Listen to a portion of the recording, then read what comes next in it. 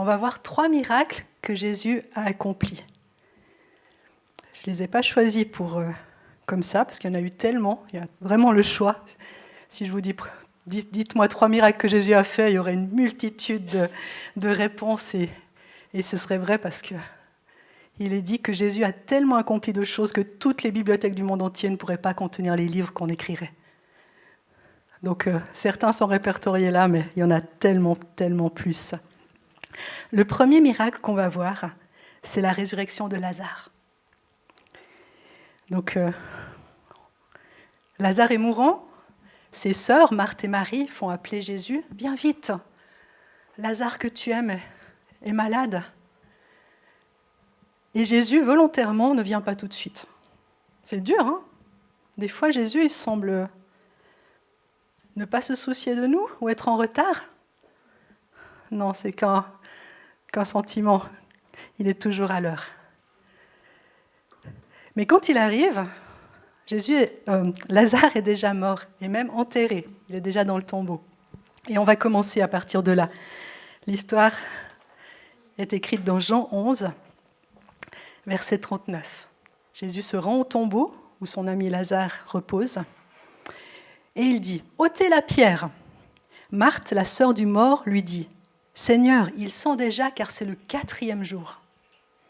Jésus lui dit « Ne t'ai-je pas dit que si tu crois, tu verras la gloire de Dieu ?»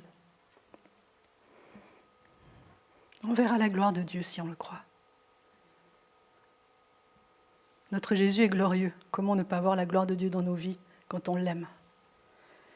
Ils ôtèrent donc la pierre. Jésus leva les yeux en haut et dit « Père, je te rends grâce de ce que tu m'as exaucé.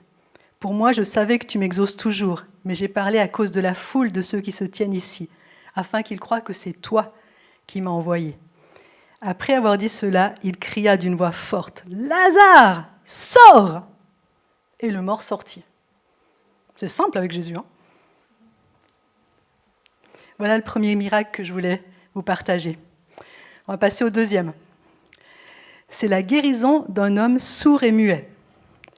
Le récit se lit dans Marc 7, verset 32. On amena à Jésus un sourd qui avait de la difficulté à parler et on le supplia de lui imposer les mains. Jésus le prit à l'écart, loin de la foule, lui mit les doigts dans les oreilles et lui toucha la langue. Puis il leva les yeux au ciel, soupira et dit « Ephphatha », c'est-à-dire « Ouvre-toi ». Aussitôt, ses oreilles s'ouvrirent, sa langue se délia et il se mit à parler correctement. À nouveau, très simple. « Ephphatha, ouvre-toi », et les oreilles s'ouvrent et la langue se délie et le sourd-muet est guéri. On va passer au troisième miracle. C'est la multiplication des pains et des poissons. Alors là, Jésus est en Galilée, on s'imagine bien pour certains.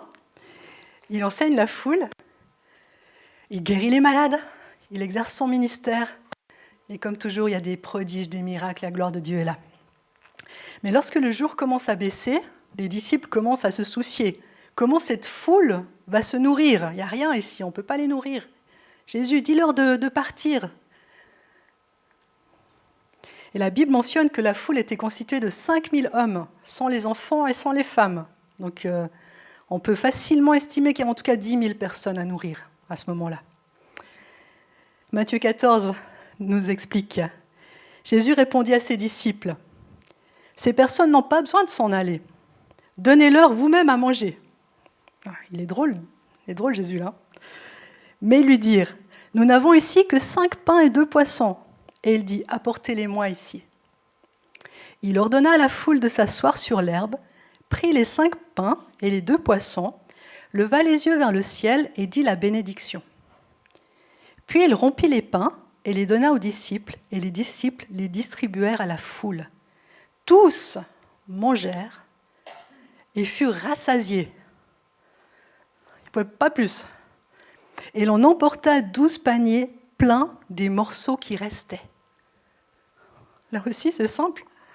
Comment nourrir 10 000 personnes ? On prend ce qu'on a, ça se multiplie et tout le monde est rassasié. Voilà notre Jésus. Ma question maintenant, pour voir quelle est la clé de tout ça, quel est le point commun à ces 3 miracles? Donc, on a Jésus, on a un besoin très particulier et différent à chaque miracle qu'on a cité, mais il y a une clé.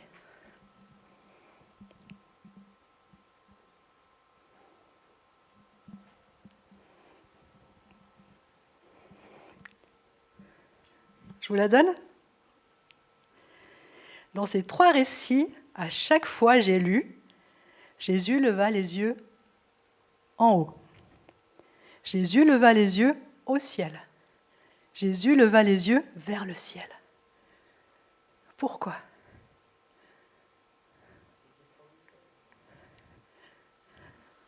Jésus était Dieu, 100% homme, 100% Dieu. Mais dans ces 3 miracles, avant d'accomplir le miracle, il se connecte à son Père. Il n'avait pas besoin, en réalité. D'ailleurs, il y a plein d'autres miracles où il ne l'a pas fait. Jésus est notre exemple. On veut le miraculeux de Dieu dans nos vies.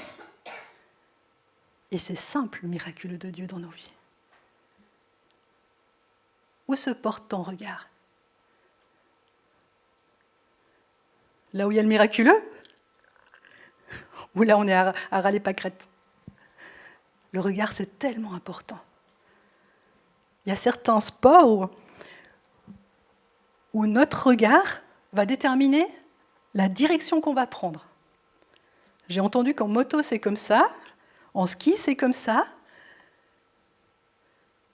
Il suffit de regarder où on veut aller et notre corps y suit.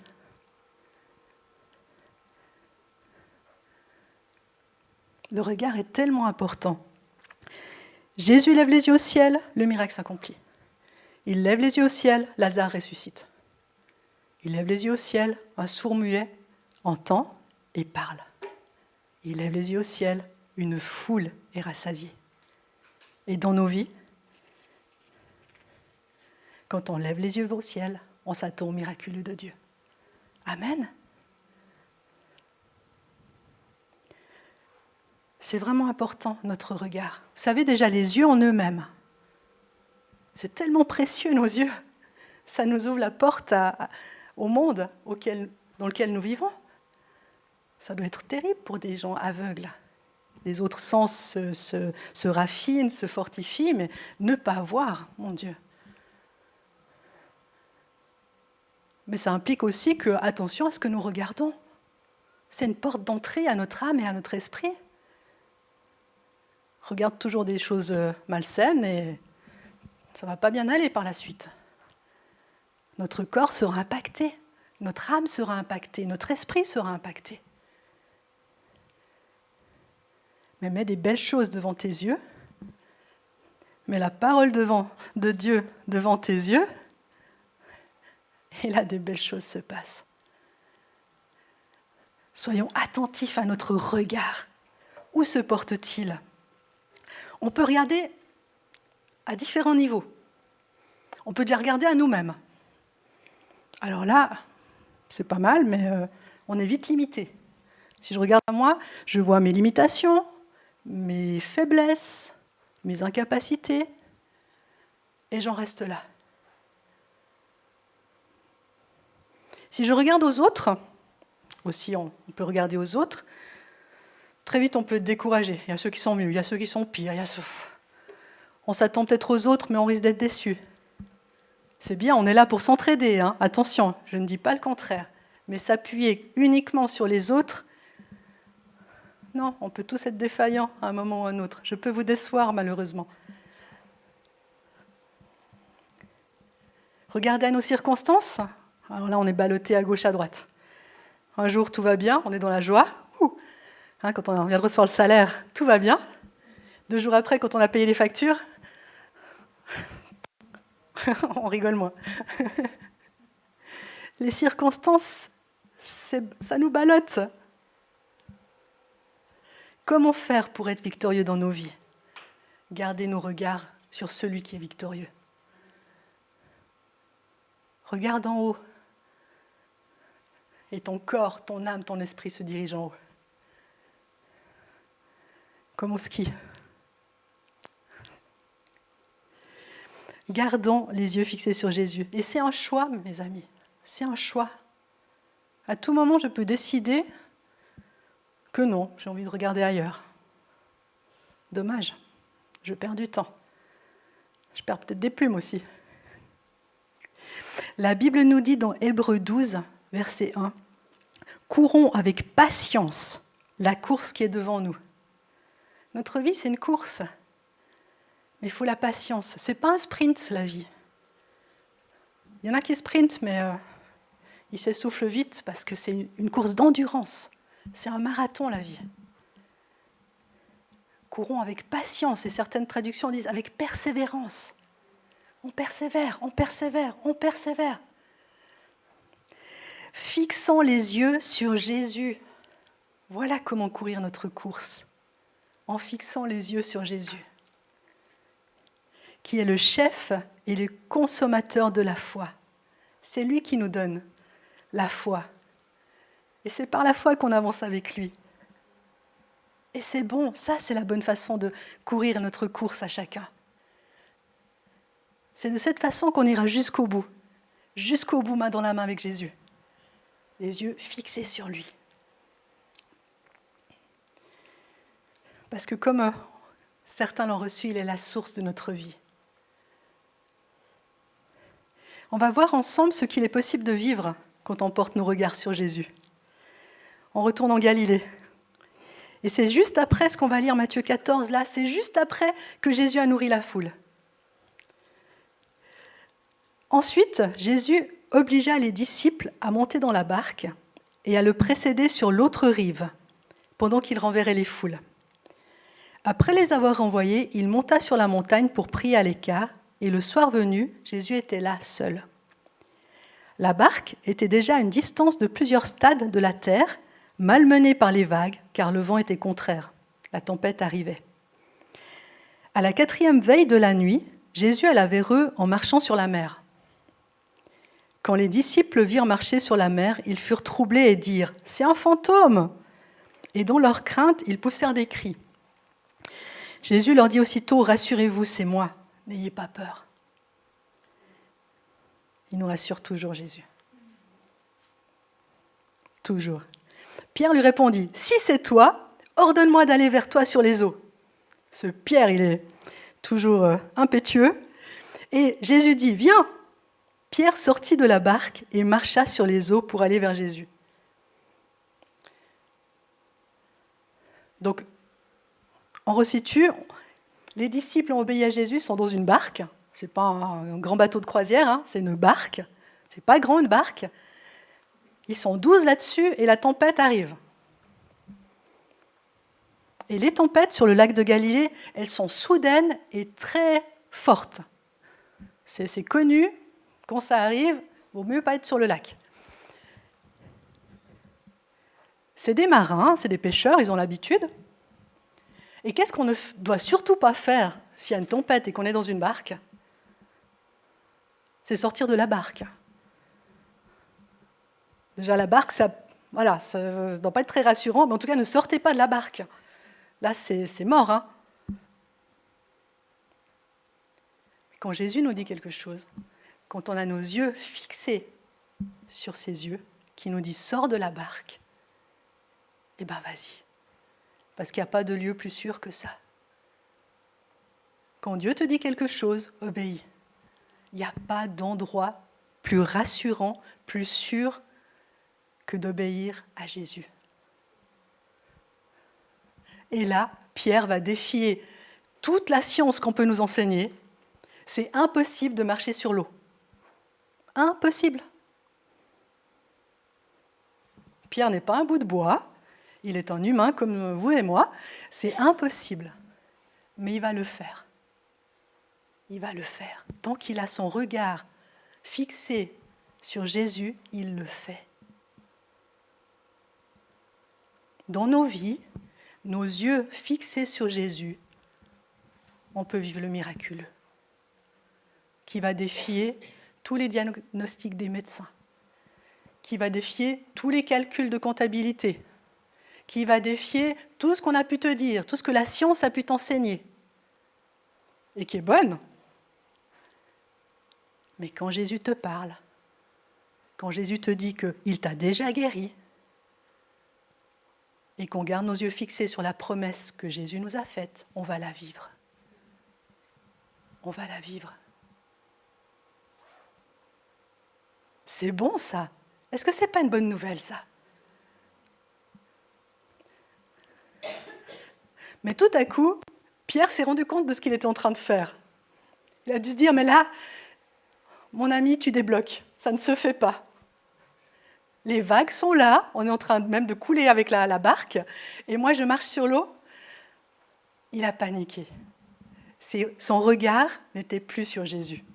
Son regard a vu les circonstances. La réalité, oui, la réalité est là. La réalité, c'était la tempête, c'était les vagues, c'était le vent, et c'était qu'on ne marche pas sur l'eau, ça ne se fait pas.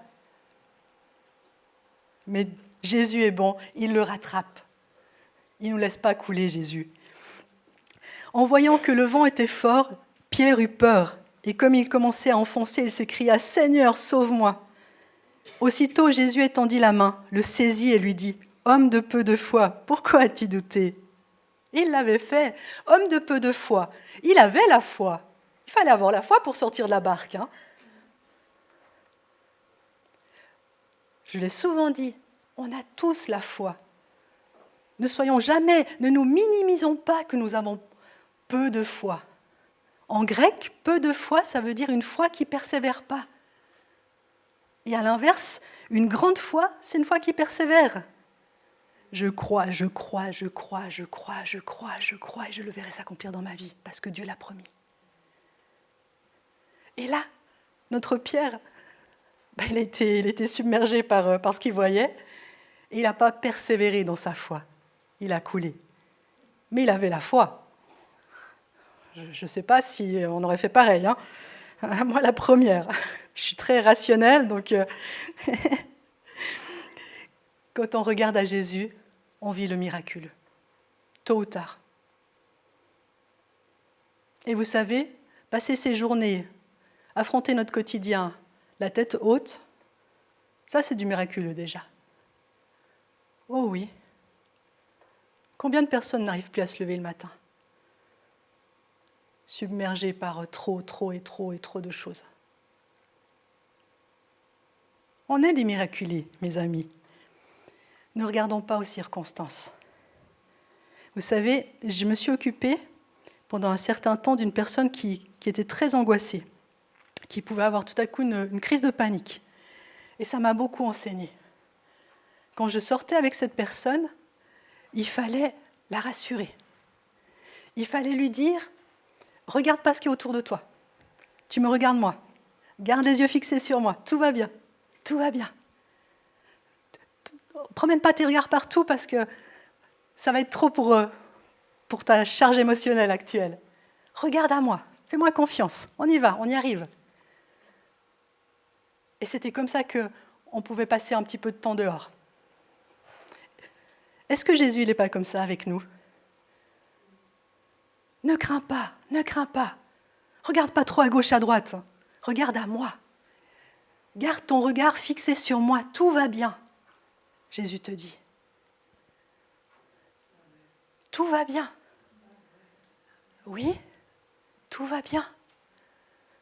Et on va aller loin. Jésus connaît notre nature. Ne crains pas, sois fortifié. Je suis avec toi tous les jours. Je suis l'ombre à ta main droite. Est-ce qu'on peut se débarrasser de l'ombre? Non, elle nous suit partout. C'est bon ça, que Jésus soit notre ombre. Il est là et il nous dit, ne crains pas, regarde à moi. Ne te laisse pas influencer par les circonstances, par ce que les gens disent, parce que les gens veulent te faire croire, parce que les médias veulent te faire croire. Et on va loin comme ça. Nos regards fixés sur Jésus. Alléluia. Jésus ne veut pas qu'on panique. Il ne veut pas qu'on panique. Le psaume 34, vous allez voir combien c'est bon. Verset 6. Ceux qui lèvent les yeux vers lui, vers notre Dieu, rayonnent de joie. Oui. Et le visage ne rougit pas de honte.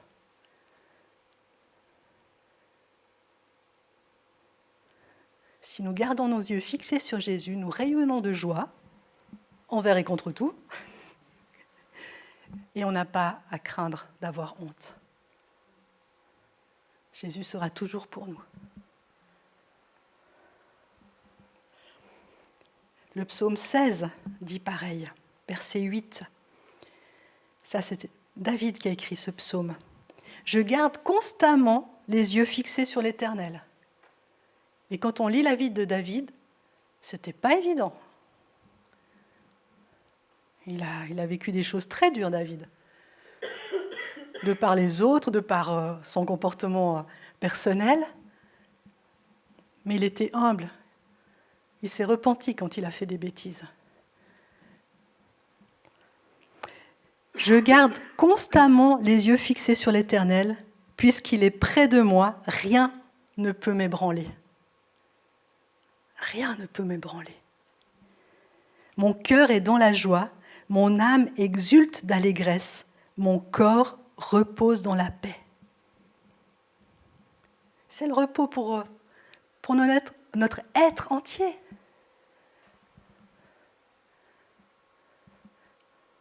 Parce que quand on regarde à Jésus, on regarde à celui qui nous aime, à celui qui nous guérit, à celui qui nous délivre de nous-mêmes et de tout ce qui pourrait nous atteindre.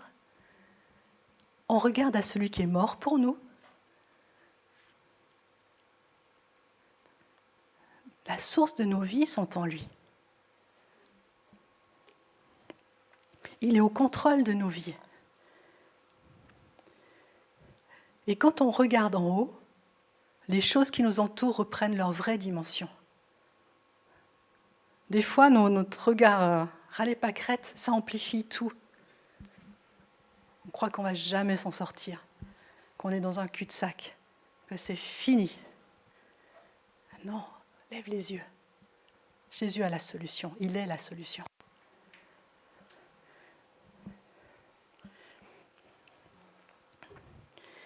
Et on va voir sa main agissante dans chaque circonstance de nos vies. Alléluia. On va terminer avec le psaume 121. Je lève les yeux. Ça doit. Si vous ressortez avec 4 mots que vous avez retenus, c'est je lève mes yeux, je lève mes yeux, je lève mes yeux. Je lève mes yeux vers les montagnes. D'où me viendra le salut? Alléluia. Le salut est en haut. Le secours me vient de l'Éternel qui a fait les cieux et la terre. Qu'est-ce que je peux craindre avec l'Éternel qui a fait les cieux et la terre qui est pour moi? Alléluia. Il ne permettra pas que ton pied ne chancelle. Celui qui te garde ne sommeillera pas. Il est toujours là à veiller sur nous. Voici, il ne sommeille ni ne dort, celui qui te garde. L'Éternel est celui qui te garde. L'Éternel est ton ombre à ta main droite. On ne peut pas s'en débarrasser. Il est là, il est là, il est là. Qu'est-ce qu'il est bon de savoir qu'il est là, notre Dieu. Pendant le jour, le soleil ne te frappera point, ni la lune pendant la nuit. L'Éternel te gardera de tout mal, il gardera ton âme. L'Éternel gardera ton départ et ton arrivée. On dit ça pour les voyages, quand on part, c'est bon. Mais nos vies, ce n'est pas un grand voyage. Oui, il a gardé notre départ, c'est lui qui t'a désiré. Tu n'es pas le fruit du hasard. Tes parents t'ont désiré ou pas, je ne sais pas, mais en tout cas, Dieu te désirait. Sinon, tu ne serais pas là. Dieu désirait que tu sois sa fille ou son fils. Il gardera ton départ et ton arrivée. Notre arrivée, c'est quand on le verra face à face. Alléluia. Alléluia. Dès maintenant et à jamais. Voilà les promesses de notre Dieu. Je lève les yeux. Seigneur, je te remercie parce que tu as tout accompli pour nous et tu es là chaque jour de nos vies. quelles que soient nos circonstances, quels que soient nos défis, quelles que soient nos vallées, quelles que soient nos plaines, tu es là. Et lorsque nous fixons nos regards sur toi, nous n'avons rien à craindre. Ta présence, voilà notre réconfort. Voilà notre assurance. Voilà notre joie, notre paix. Je te prie que chacun de mes frères et sœurs, ici ou ceux qui n'ont pas pu venir, ait ce réflexe, et je m'inclus évidemment, nous ayons ce réflexe de lever les yeux en tout temps vers toi. Nous voulons le miraculeux, nous voulons le divin dans nos vies.